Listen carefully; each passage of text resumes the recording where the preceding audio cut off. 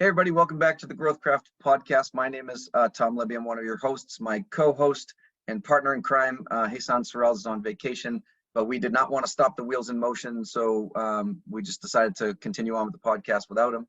So I'll give you a little insights to the GrowthCraft podcast and what it's designed for in our minds. It is designed with the startup founder in mind. Our entire objective here is to, and we know how difficult starting a company can be. Most of us involved in GrowthCraft have been there, done that. But it's tough along the way. And our goal is to help founders, remove some of the obstacles, insert themselves into a full-fledged community that can be helpful to them in multiple layers and levels, with even peer-to-peer groups and advisors that are well versed in the world of very specific things to do with business, whether it's sales, marketing, operations, HR, and so on and so forth. But it's really more about connections and making connections and getting people really embedded in the community. It's a journey. We know it's a journey, and we're hoping that that we can take you along with this journey with our guest today. Typically, we are interviewing startup founders, advisors, and others about their journeys, their processes, their products, and when they're going, not when, and where they're going throughout the GrowthCraft community. So today, I'd like to welcome my guest, Jerrold Shapiro. Jerrold, if you could do us a quick favor and just give us a brief intro, who you are and your title and the company that you're representing today. Yeah, my name is Jerrold Shapiro. My doctorate is in bioengineering. I'm the president of Floelle, Inc. And in one sentence, our purpose is to restore joy and quality of life to 1 billion incontinent women by developing a medical device that cures their incontinence, gets them out of diapers, and gets them back into their lives. It sounds like that one line was so well rehearsed, Jerry. I got to tell you, it seems like you've done this 1,000 times. So let me ask you to go a layer deeper, right? So when I ask, so what do you do? I mean, I understand that you're trying to solve incontinence for women, but what does that look like? How do I interpret that in my brain? Because a lot of us, especially, you have a product specifically for women, and I'm obviously not. How do I interpret that in my brain as to what exactly you're doing? Well, I had a previous company where we treated incontinent women with exercise, and we realized that women that have early dementia can't remember how to exercise. Women that have muscle paralysis can't contract the right muscles. So it had to be something better. And along came my co-founder with an idea for a surgical product to cure incontinence. It wasn't feasible, so we had to reinvent it, patent it, et cetera. And we're on a long process to bring that to market.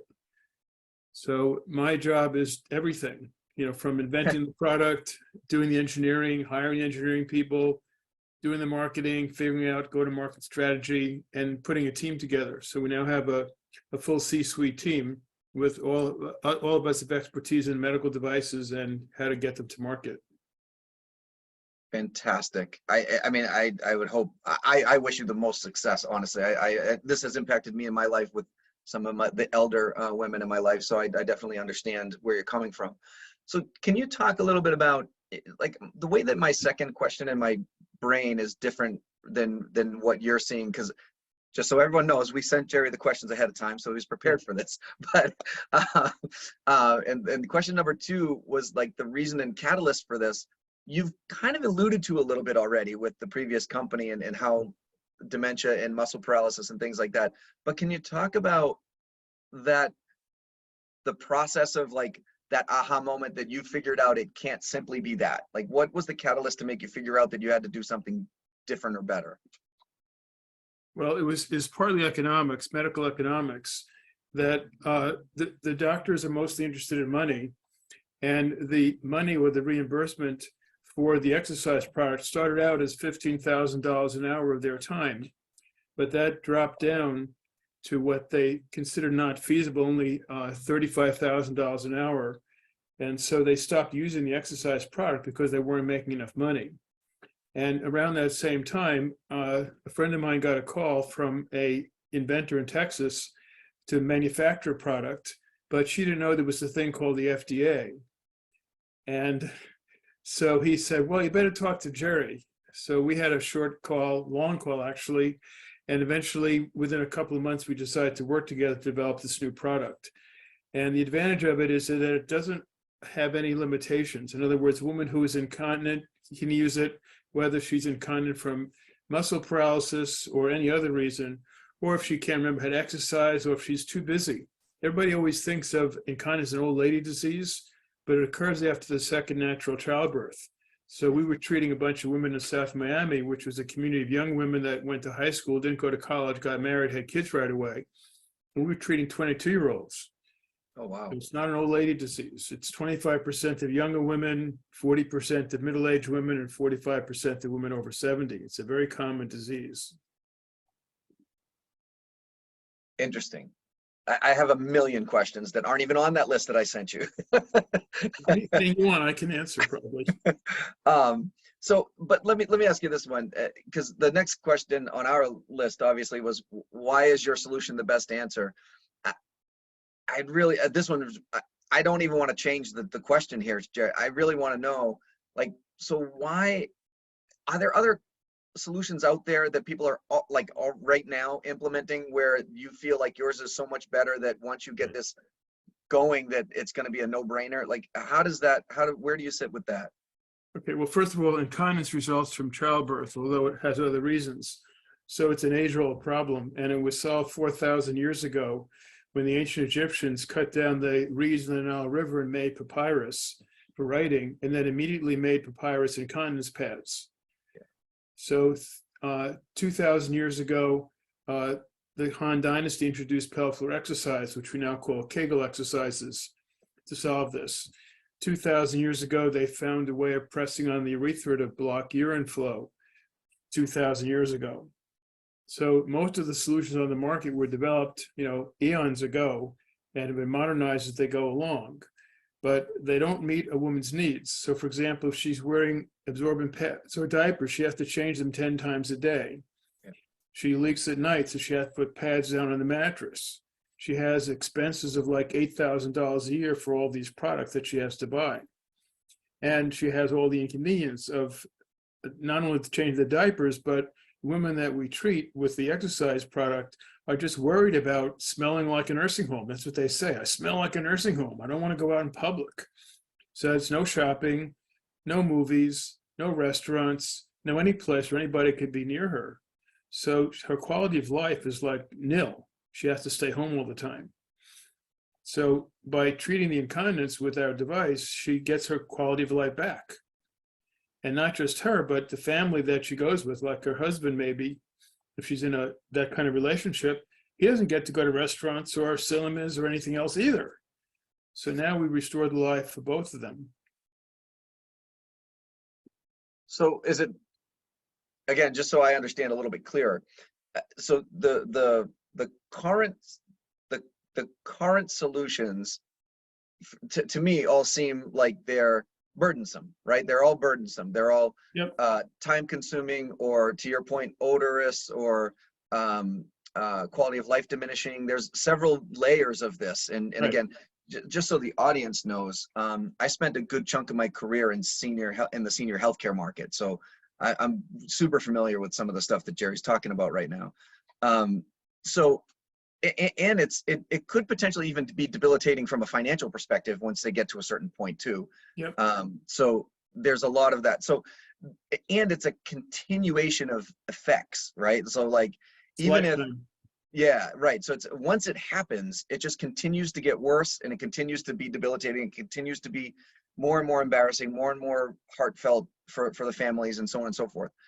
Are you suggesting, or are you saying that your solution could potentially be a one-time scenario, or is there anything like, so once they get the device installed, or I don't want to say installed, that sounds like sounds like an adaptation to your car. Yeah. I don't mean it that way. Implanted, like, so they go through your surgical process, and now they're completely resolved of this, or are there secondary things that have to happen with that as well? Well, first of all, there's no surgery involved. Oh, sorry. It just slides into the urethra like you would slide in a catheter. Okay. Done in a doctor's office, any place medical.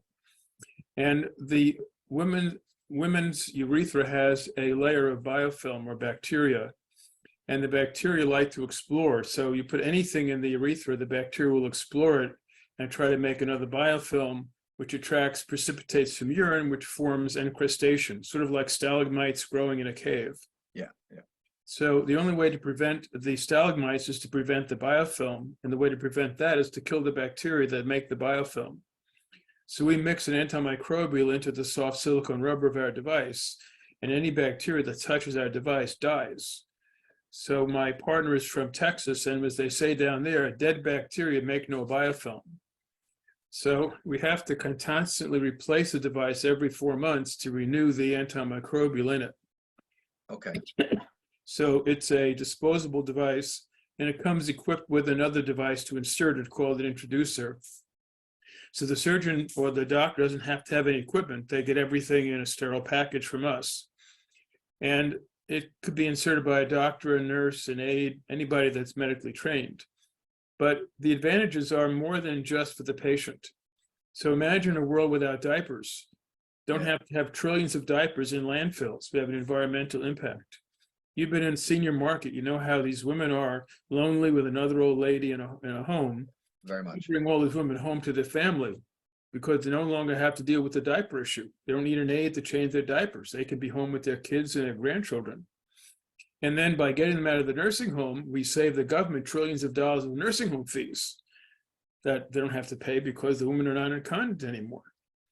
So it has the classical ESG benefits for society as well as for the woman. And for the doctor, the process of taking something out of the urethra and putting something back in is covered by insurance. So the doctor makes money. They make $500 every time they take an old one out, put a new one in from Medicare, more from private payers. And the insurer saves money because they don't have to pay $25,000 for a surgery to put in a mesh that's dangerous to lift up the urethra. So everybody benefits, the patient, the doctor, the insurance company, the environment, social, and government. And so just to reset it in my brain, right? So it's not a one-time thing. It's every few months. Every 4 months, right? So three times a year versus daily and multiple times a day of disruption. Daily, yeah. Of disruption to your life on the other solutions that are currently in the market. That's now, right. do you know, are there competitors that you have in directly in your market? Are there other devices that people can use, or are you literally the only one right now because of how new and to me sounds very unique that this is? We're the only device that blocks the leaks of incontinence. So we actually have a device that senses when she's about to leak. It senses the spike in pressure. When a woman sneezes, coughs, or laughs, and that spike in pressure shuts the valve and blocks the leak. So there are a lot of devices that are outside the body, incontinence pads, diapers. There's even adhesive plugs that the woman has to plug her urethra up so that she doesn't leak, and then she has to rip it open when she wants to urinate. And then there are ideas for stimulating muscles. And these go back 300 years to an Italian guy named Galvani, who was hanging up a frog muscle and a newly discovered battery, and found that you put battery on the muscle twitches. Right. And so they have a lot of these electrical stimulators that make the muscle twitch, but unfortunately they don't make the muscle stronger. And so they are very good for helping women identify what muscle to contract, but they're not good for building up the muscle to be stronger. But there's many devices like that on the market for muscle twitching. It's called electrical stimulation, or E-stim. E-stim, yeah. Or e-ceuticals now. Yeah. So, interesting. So I think the next question on our list, Jerry, was irrelevant because I think we've covered it, which is how does a consumer interact with your product, or how does it work? I think we've covered all that. Is there anything that we didn't cover that you think that people might need to know about in that kind of how it works, so to speak, or how the consumer interacts with it? Now, as the consumer, I think for you is a little different, right? Because it's like a from you to the doctor to the patient. So there's like a dual consumer thing that goes. So I would say, I guess my question then would go toward more the end user, the result of the patient. They don't have to interact with this at all, right? Like it's out of sight, out of mind, and they don't have to worry about it. Is that correct? Yes, the consumer doesn't have to worry about it, but medical devices, medical products in general have complicated financial paths. Sure. So for example, the patient does not pay the doctor gets paid by the insurance company. The doctor does not sell the device, they just insert the device. Right. And we use distributors because doctors only believe people they trust, and they trust certain distributors, not drug salesmen, but people have had a long-term relationship with. So we basically sell to the distributor sells to the insurance company who pays for it to get to the patient. And in the language of business, the doctor is not the prescriber, they're the quote channel partner. Yeah. So without the doctor, it doesn't get through. So marketing has to be directed at the doctor to indicate this is a useful thing for them to do, then also directed at the patient. So the challenges are you're sort of doing direct to consumer and direct to physician marketing. And those are different marketing pathways and different marketing messages. Yeah, for sure. The thing we want women to know is that there are different kinds of incontinence. Urgent incontinence, for example, is treated by electrical stimulation and quieting the bladder. But the kind we treat is called stress urinary incontinence, and it's about 75% of all cases of incontinence. So this doesn't work for everyone. There are other reasons women have paralyzed bladder muscles. They have to catheterize themselves just so they can get the urine out. It doesn't work for them, but that's a very rare kind of incontinence. Yeah. So for most women that have incontinence, this is the product that's going to change their life. Gotcha. So let's change directions just a little bit and just for a half a second here. Talk a little bit about GrowthCraft, considering we're on the GrowthCraft podcast. Yep. Could you talk a little bit about what attracted you to GrowthCraft, or what makes it worth it for you to stay involved in GrowthCraft? Are there any things that you can say that would to shed a light on some of the nuances of the GrowthCraft community? Well, several of the founders of GrowthCraft were also involved in another group called Chuck's Roundtable. Yeah. And so that's where I found out. That's where they met the founders of GrowthCraft. And I've been involved just hearing about it ever since it was a concept. And the idea is that you bring together experts in various fields who help each other. So it's not like we're consulting for each other and trying to make a lot of money off each other. We're just helping each other, usually without charging anything. And usually it's more like advice. So it's sort of like nice to know that I don't have to know everything, that I can maybe just know women's health, but not Facebook advertising, because there's a person in GrowthCraft that knows Facebook advertising. So GrowthCraft is like the go-to place for you getting help, that whatever you need, somebody in GrowthCraft has that expertise and they can help you out. Excellent. So I guess lastly here, Jerry, we'd like to talk a little bit about, you promoting yourself, not so much talking about your product or service and what you're doing, but like, are there scenarios where you're speaking somewhere, or do you have, like your own podcast, maybe something that people can look forward to seeing you at, or your product at, or is there anything like that about, or anything like that going on for you in the next few months? Well, I'm 100% devoted to getting this product on the market. And right now we're in a clinical study. And so that's where my time goes. But we're doing what's called an early feasibility study, which is not a classical pilot pivotal study. And so we put the device in the patient and we observe. And is the patient comfortable? Is there something they notice? Is there something we have to change? And then we can change the design of the device, 3D print it, sterilize it, ship it to the clinic, and then repeat the cycle. So the result is that while it's being 3D printed and chipped, et cetera, I have time. And so I'm reaching out to help other founders. And right now I'm mentoring 7 medical device companies in women's health, 10 founders and co-founders. So I'm multiplying my knowledge and experience by helping other companies develop products for women. And they range, they're including things that are in not just incontinence, but things in menopause, for example, things in just getting information, things in connecting breast cancer patients that have pain to people that treat pain, all kinds of things throughout women's health. So it enables me to multiply my expertise and use it, but it doesn't take a lot of my time. So that's how I give back. That's fantastic, actually, and impressive that you have the time to do that. I'm very happy to hear. I always found it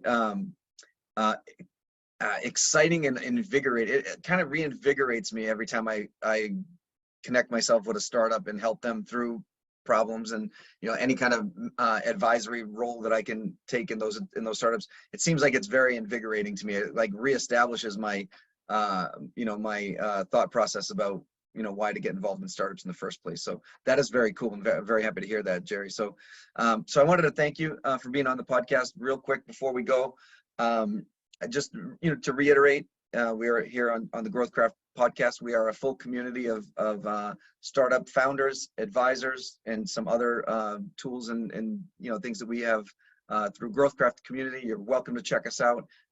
We have workshops and forums and all kinds of stuff that makes it very as Jerry mentioned, a lot of it is free, so you can come on and learn a little bit and plug into some great minds like Jerry's and some of our other founders that are usually happy to give advice. I find our founder forum one of the more pleasurable things to sit through, because you hear a lot of founders talking about issues and concerns, problems that they've solved, and it all gets solved right on the spot. So come and join us. But for now, I'd like to say so long, and one more time, Jerry, thank you very much for being on our podcast. I greatly appreciate it. And I feel like I learned a tremendous amount, even though, as we mentioned earlier in the podcast, I did come a little bit, I spent a lot of time in that senior healthcare market. So I'm very familiar with at least the elder part of it. But still learned a lot from you today. So appreciate it very much. When you're in the clinic and you talk to the patients, you develop an empathy for them, and all you want to do is help them.